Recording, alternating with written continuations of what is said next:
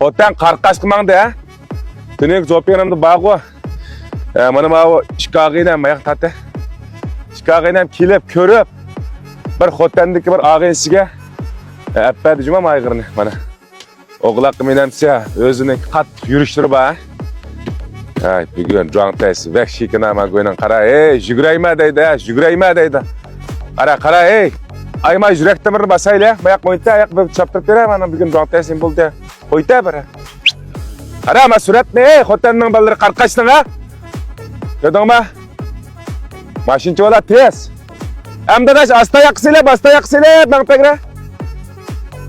Oğlaktan kayıtkanım da yürüşük sep koyup mansanla.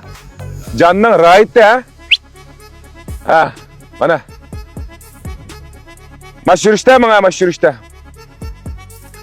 Bana balla hoten karkaştan balları mandan noçum valla kitip ardu ataldık Allah olsa devamlı 180 99 40 77 12 180 99 40 77 12 degan numar bilan ola qilishimiz. Ündidarım şu. Hoten karkaşkan da olsa malusun. Razım adaş, kini sen. Tatip ettin mi yine? Ana aşağı ağınemdinki hotendeki jallık bir ağınes eliyette.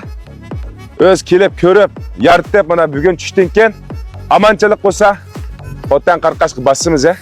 Ama şimdi işençilik malla bizden hotandan çıkıvatı da şunun devamlı güvenru kılıp koşuyla şunu tutkan bana. Bana tünüğün çıkağının bugün kette hoten karkaşkamsa. Hayır hoş. Aman bulayla. Kettan canıma boldu. Hoten karkaşka apırvascan boldu. Bese.